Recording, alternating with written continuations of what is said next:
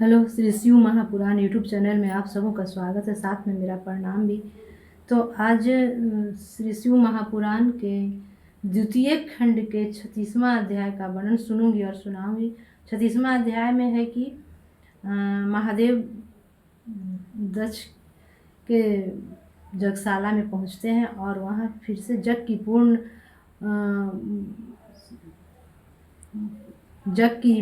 पूर्णाहुति हेतु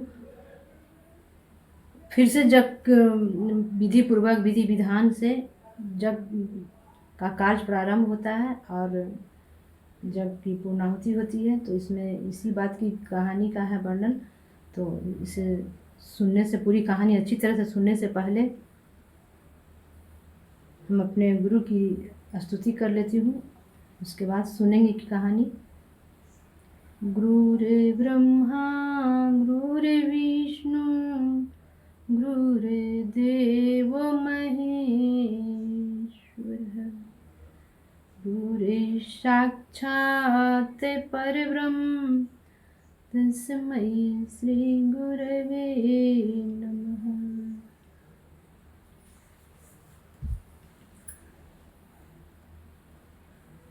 ब्रह्मा जी ने कहा, हे नारद, तुम इस बात को सत्य समझो कि शिव जी के चरणों का पूजन किए बिना करोड़ों जन्मों तक भटकते रहने पर भी दुख दूर नहीं होता। अस्तु जो बुद्धिवाद में प्राप्त होती है, वह यदि पहले ही प्राप्त हो जाए तो किसी को कष्ट न भोगना पड़े। अब मैं शिव जी की अन्य लीलाओं को कहता हूँ, उन्हें सुनो। भगवान सदाशिव ने जब सब लोगों द्वारा की गई स्तुति एवं प्रार्थना को सुना तो उन्हें अत्यंत प्रसन्नता प्राप्त हुई। उस समय उन्होंने मुस्कुराते इस प्रकार कहा, हे देवताओं, दक्ष ने बकरे की जिह्वा होने के कारण गलबल के रूप में जो उत्तम स्तुति की है, उसी प्रकार जो मनुष्य हमारी प्रार्थना करेगा उसे संपूर्ण रिद्धि सिद्धियों की प्राप्ति होगी। हे सभासदों, हम ब्रह्मा तथा विष्णु संसार को भुक्ति मुक्ति प्रदान करने वाले हैं। पर ब्रह्म परमेश्वर हैं। हम तीनों गुणों से परे हैं। सच्चिदानंद रूप ब्रह्म केवल हम ही हैं। ब्रह्मा, विष्णु तथा अन्य सब जीव हमारे ही स्वरूप हैं। वेदों का कहना भी यही है, परंतु जो अज्ञानी जीव उसमें भेद समझते हैं, उन्हें कष्ट उठाना पड़ता है। जो मनुष्य हम तीनों देवताओं को अन्य प्राणियों के समान ही विचारता है और उनमें किसी प्रकार का भेद नहीं मानता, वह उच्च पद को प्राप्त होता है। जो हम तीनों को भिन्न भिन्न करके देखता है, वह सहस्त्रों युगों तक शोक में डूबा रहता है।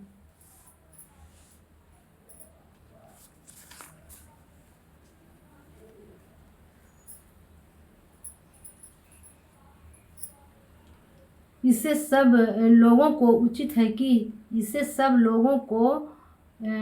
है कि वे श्रेष्ठ बुद्धि का आश्रय ग्रहण कर सब देवताओं तथा मुनियों की सेवा किया करे।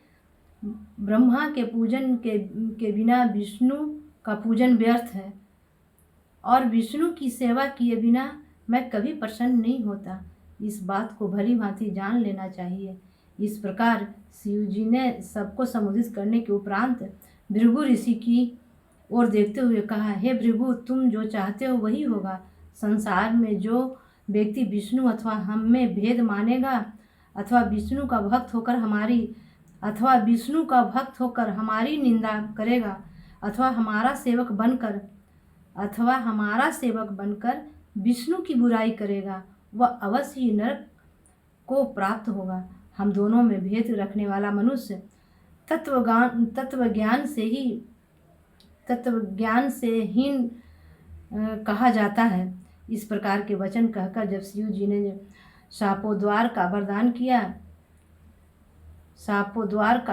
दिया तो सब लोग अत्यंत प्रसन्न हो गए। दक्ष भी अपने परिवार सहित प्रसन्न हो आनंद में डूब गया। उस समय सब ओर से जय हर हर की ध्वनि सुनाई देने लगी और सब लोग भगवान सदाशिव की स्तुति प्रशंसा करने लगे। इतनी कथा सुनकर ब्रह्मा जी ने कहा, हे नारद, जो व्यक्ति शिव जी को जिस भावना से स्तुति करता है उसकी अभिलाषा को भगवान सदाशिव अवश्य पूरा करते हैं। यह बात सब लोगों में प्रसिद्ध है कि भगवान शिव की प्रशंसा में संपूर्ण सुखों की प्राप्ति होती है। वेद और पुराणों का यह कथन है कि शिव जी के विरोधी को कभी भी मुक्ति प्राप्त नहीं होती। अस्तु इस घटना के पश्चात शिव जी ने दक्ष प्रजापति को संबोधित करते हुए कहा, यूँ कहा, हे दक्ष, अब तुम जग फिर से प्रारंभ करो। हमारी प्रसन्नता द्वारा वह पूर्णता को प्राप्त होगा। शिव जी के मुख से यह वचन सुनकर सब लोग आनंदमय हो गए। तदुपरांत एक नवीन विशाल मंडप का निर्माण किया गया। भगवान शिव शंकर की आज्ञानुसार ऋषि मुनियों ने पुनः जग आरंभ कराया। दक्ष ने भी सब देवताओं सहित श्री शिव जी को जग का भाग दिया और उन्हें सबसे श्रेष्ठ तथा सबसे बड़ा स्वीकार किया। ब्राह्मणों को यथायोग्य दान देने के उपरांत दक्ष प्रजापति ने जग समाप्त हो जाने पर अपनी पत्नियों सहित नदी में स्नान किया। इस प्रकार भगवान सदाशिव ने दक्ष के जग को पूर्ण करवाकर सबको आनंद प्रदान किया। तब सब देवता तथा ऋषि मुनि भी शिव जी की स्तुति एवं प्रशंसा करते हुए अपने अपने घर को चले गए। मैं तथा विष्णु जी भी अपने अपने लोक में लौट आए। परंतु भगवान शिव शंकर को दक्ष प्रजापति ने यह कहकर वहीं रोक लिया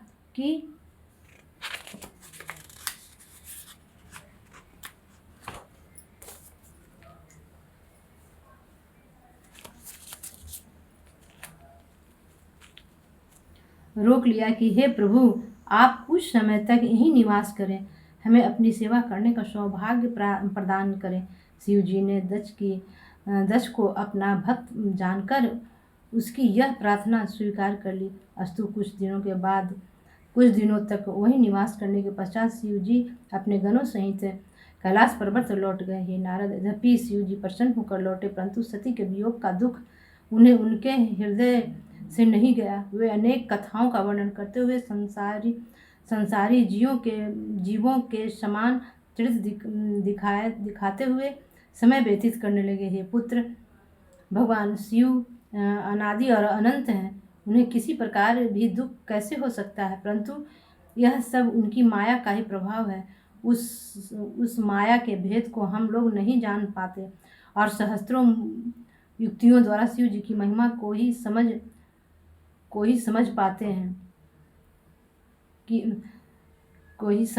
हैं। वे परब्रह्म परमेश्वर हैं और माया उनकी दासी है। वेद का कहना है कि भगवान शिव की महिमा का वर्णन किया ही नहीं जा सकता और सरस्वती सब कुछ वर्णन करने के उपरांत भी यह कहती है कि मैं भगवान शिव शंकर की महिमा का वर्णन करने में सर्वथा असमर्थ हूँ। विष्णु जी प्रतिदिन भगवान शिव की सेवा करते रहते हैं और अपने हृदय में उनका भय माना करते हैं। उनके समान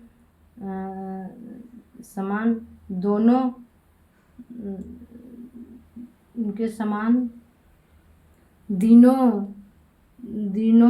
का रक्षक और कौन है।